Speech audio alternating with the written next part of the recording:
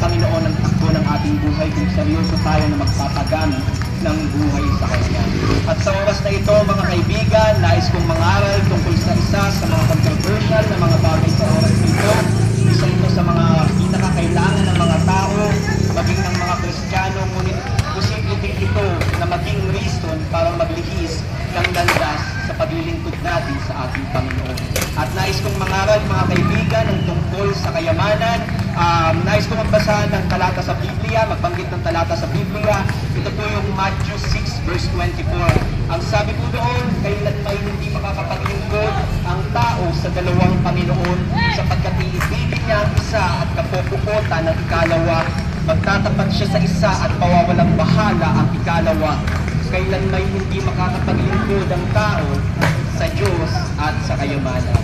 So pagpalain po ang salita ng ating Panginoon. So may pagkakataon sa ating mga kaibigan, may mga pagkakataon sa ating mga buhay, mga kaibigan, na hindi natin napapansin na ginagawa na pala tayong alipin ng ating mga kayamanan. May mga pagkakataon sa ating mga buhay, mga kaibigan, na hindi natin napapansin na ginagawa na pala nating gusgusan ang ating mga trabaho.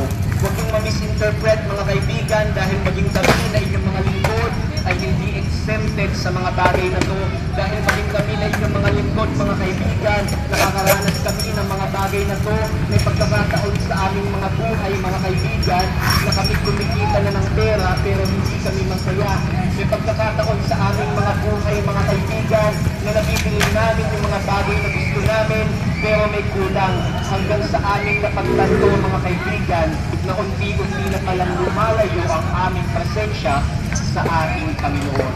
Ako po ay dating nagtatrabaho sa construction site, mga kaibigan.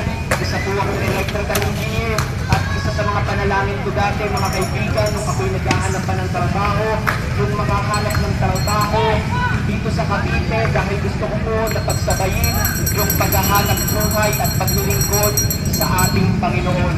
At sa biyaya po ng ating Panginoon, mga kaibigan, ako'y binigyan ng ating Panginoon ng trabaho dito sa Cavite, pero nakakalungkot isipin, mga kaibigan, dahil hindi ko natupad ang ating pangako sa ating Panginoon.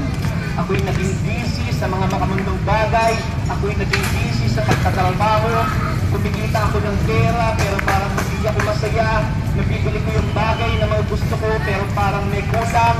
Malapit lang yung church, malapit lang yung pinagtatrabahuhan ko sa church na aking pinadaluhan, pero pakiramdam ko ang layo-layo ng presensya ng ating Panginoon sa aking buhay. Hanggang sa nagkaroon ng katuluhan sa lugar na aking pinagtatrabahuhan, mga kaibigan, ako po ay napaaway. At since na unti-unti ko nararamdaman na kung patuloy ako na mananatili sa lugar na aking pinagtatrabahuhan, ay unti-unti akong malalayo sa ating Panginoon. Muli ko isinuko ang aking buhay sa ating Panginoon, mga kaibigan. Muli ako nagpagamit ng buhay sa ating Panginoon. Humili ako ng pangalawang pagkakataon sa ating Panginoon, mga kaibigan. At sa biyaya ng ating Panginoon, kaibigan, binigyan niya ako ng pangalawang pagkakataon. Binigyan ako ng pangalawang trabaho ng ating Panginoon, mga kaibigan, dito lang sa Cavite. At sa biyaya po ng ating Panginoon, mga kaibigan, ako naging isang electrical engineer sa isa sa pinakamalaking planta dito sa Cavite, at ito po yung Maynilad.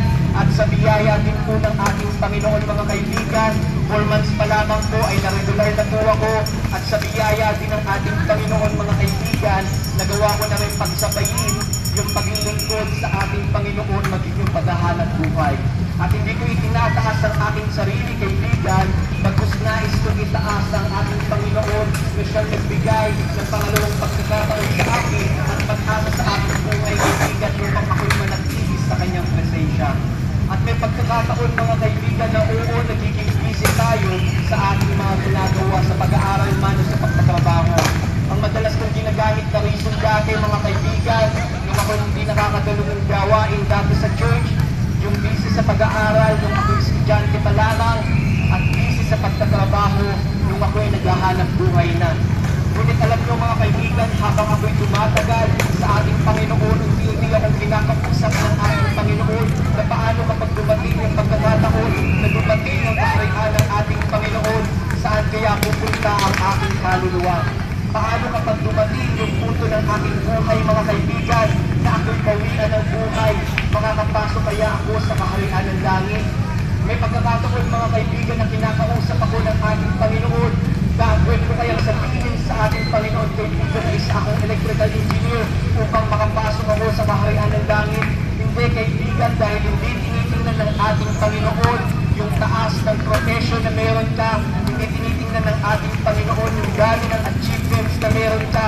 Hindi tinitingnan ng ating Panginoon mga kaibigan yung dami ng kayamanan na meron ka. Ang tinitingnan ng ating Panginoon mga kaibigan ay ang puso ng tao na nagsisisi sa kanyang mga kasalanan at ang puso ng tao mga kaibigan na hanggang gawin ang kalooban ng ating Panginoon. Kung marahil ang iba sa inyo mga kaibigan ay nakakakilala na sa ating Panginoon, kilala mo siya sa kanyang pangalan mga kaibigan. Kung marahil ang iba sa inyo mga kaibigan ay naglilingkod na at nagpapagamit ng buhay sa ating Panginoon. Ngunit ang hamon ko sa bawat isa mga kaibigan, na akayin nyo yung mga taong importante sa inyong buhay, akayin nyo yung pamilya nyo, akayin nyo yung mga kaibigan nyo, akayin nyo yung mga taong mahalaga sa inyong buhay. Dahil may pagkakataon sa aking buhay mga kaibigan na ako'y nanalangin sa ating Panginoon at masakit na magkaroon ng isang panalangin na hindi pinahintulutan at tinugon ng ating Panginoon. Ako'y nanalangin dati mga kaibigan sa kagalingan ng aking tatay na mayroong stage 4 kidney failure. Ngunit sa gitna ng aking pananalangin mga kaibigan ay doon ko binawian ng buhay ng aking tatay. At maraming tanong sa aking buhay dati mga kaibigan, maraming reason upang ako'y lumayo sa paglilingkod sa ating Panginoon. Ngunit mas maraming rason ang ibinigay ng ating Panginoon mga kaibigan upang ako'y manatili sa kanyang presensya. Matagal kong hinanap ang kasagutan sa ating Panginoon mga kaibigan. At habang ako'y tumatagal sa ating Panginoon, ako'y unti-unting kinakausap ng ating Panginoon.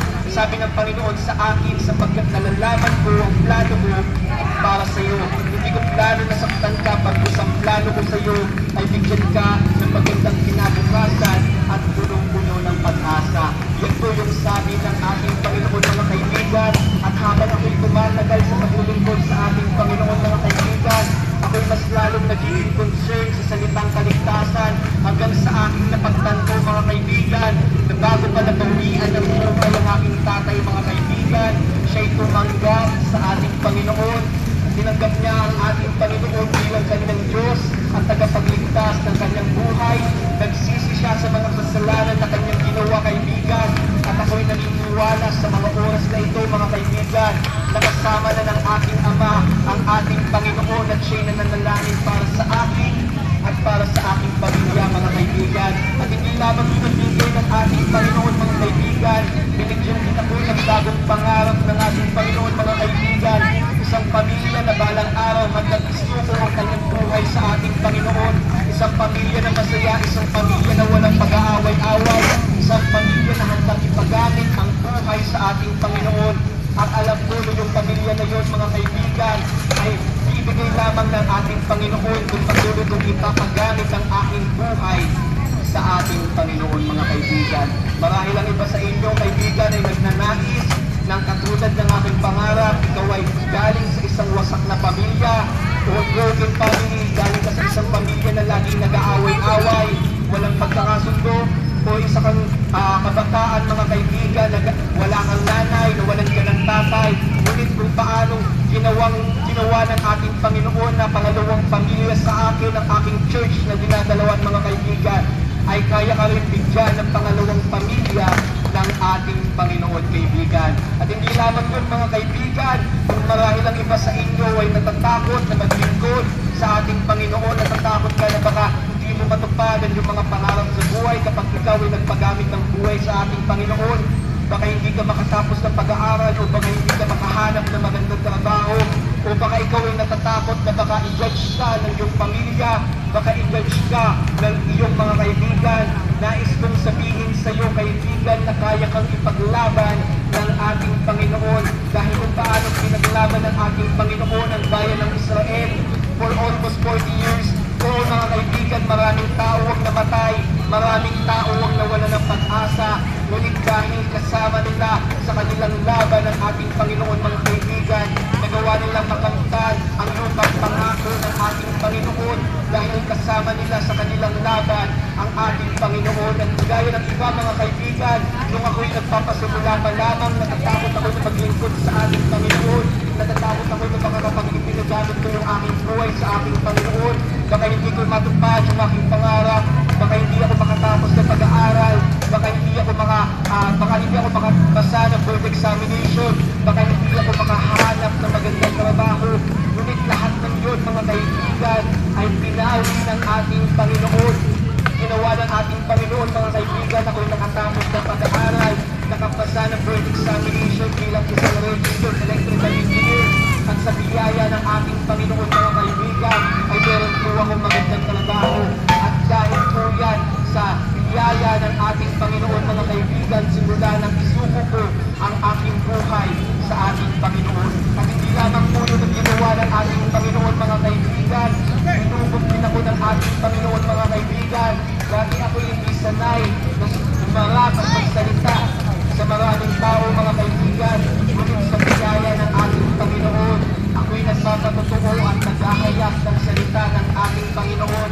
At alam ko na sa oras na ito, mga kaibigan, hindi tatapos ang ating Panginoon sa akin, maging sa iyo, kaibigan. Huwag tayong magtiwala sa sarili nating kakayahan, mga kaibigan. Magtiwala tayo sa kayang gawin ng ating Panginoon sa ating mga buhay. At nais kong mag-alay ng panalangin sa bawat isa, mga kaibigan. Meron po dito, mga kaibigan, na nagnanais natanggapin ang salita po ng ating Panginoon. Kung gusto mo na mabago ang takbo ng iyong buhay, kaibigan, simulan mo sa pagtanggap sa ating Panginoon. Pwede ko po malaman, mga kaibigan, kung sino ang gustong tumanggap sa ating Panginoon sa pamamagitan ng pagtaas ng inyong mga kamay. Salamat po sa mga kamay na yan, mga kaibigan, at meron po kami mga kasamahan na lalapit po sa inyo, mga kaibigan, upang gabayan kayo sa pananalangin sa ating Panginoon. At sabayan niyo lamang po, mga kaibigan, ang panalangin na aking babanggitin. Ito po yung panalangin ng pagtanggap sa ating Panginoon. Hindi po ako yung tatanggapin nyo, hindi po yung church namin, kundi yung ating Panginoon, mga kaibigan, na siyang nagbabago ng buhay ng bawat isa sa amin. So sabayan niyo lamang po, mga kaibigan, ang salita na aking babanggitin. Pigit niyo lamang po ang inyong mga mata. Sisimulan ko na po, mga kaibigan. Panginoong Jesus, na makapangyarihan sa lahat, na makapangyarihan sa oras na ito. ako'y nagpapakumbaba na lumalapit sa iyo, humihingi ng kapatawaran sa aking kasalanang nagawa. Sulat mo ang aking pangalan sa aklat ng buhay, upang sa muli mong pagbabalik sa oras man na ako ay bawian ng buhay. Ikaw ay aking makasama sa iyong kaharian. Salamat, Panginoon, sa kaligtasan, sa buhay na walang hanggan. Sa pangalan ni Jesus. Amen. At kung isa ka sa mga seryoso na sumabay sa panalangin ng pagtanggap ng ating Panginoon, mga kaibigan, nais kitang batiin ng congratulations, kaibigan, dahil sabi ng salita ng ating Panginoon sa John 1:12, ang sino mang sumampalataya at tumanggap sa ating Panginoon, ibinigyan niya ng karapatan na maging anak ng Diyos. At sa oras na ito, mga kaibigan, naniniwala ako na hindi ka na nag-iisa sa iyong paglalakbay, kundi kasama mo na ang ating Panginoon. At yung lamang po, mga kaibigan, sa Diyos ang pinakamataas na kapurihan. At para po sa mga pabalita, mga kaibigan, ay binibigay ko na